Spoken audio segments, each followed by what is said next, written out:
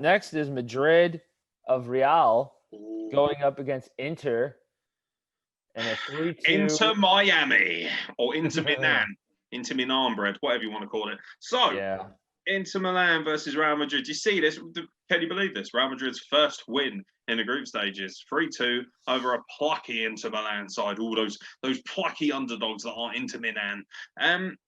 It was a good game. It was a good game. This was definitely one of the more heavyweight ties. Before the Champions League started, people would have sat down and thought, "Ooh, Inter Milan versus Real Madrid, two teams with a great amount of history, you know, European giants, so to speak." But I'll tell you what, Real Madrid are sucking anus. They are terrible in defence. They're lucky they got out of this game. They're very lucky. Inter Milan, the only thing that stopped Inter Milan from gaining any... Stop fucking texting me at 2 a.m. Sorry.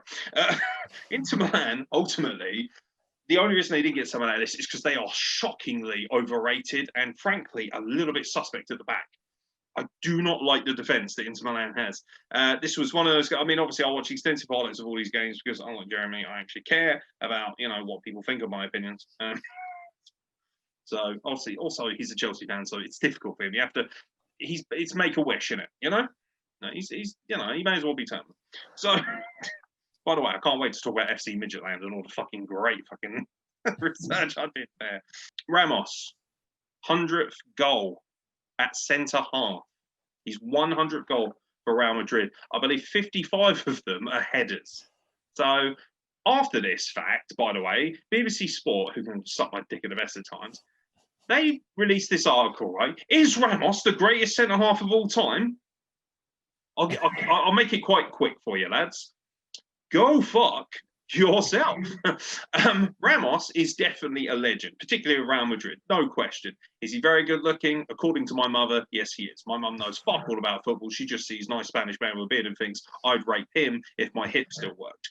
Ultimately, he is a wonderful footballer, great header of the ball. He certainly contributed in this match, but he's also a colossal little shitbag. I haven't forgotten about the fact that you deliberately tried to injure Mo Salah because you knew that if you took him out of the game, Liverpool would have no chance of beating you in the Champions League final. So, Sergio Ramos, ultimately, I want you to assume the position and suck my dick. Don't care how handsome you are, you're a shitbag. That being said, very talented footballer, fantastic Spanish international as well, loads of goals for Spain, somewhere around the 30 mark for them as well.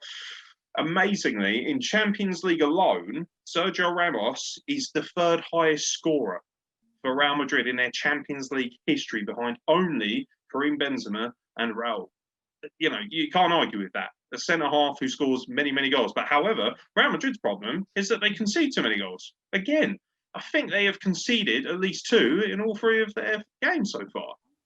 That's not good enough. You're going to get in trouble. You keep doing that, you're going to be in trouble. You know, you can't ship free at home to Shakhtar Donetsk, especially when they're shipping goals asunder in Germany. This wasn't even in Germany. It was in their hometown. Oof, unlucky.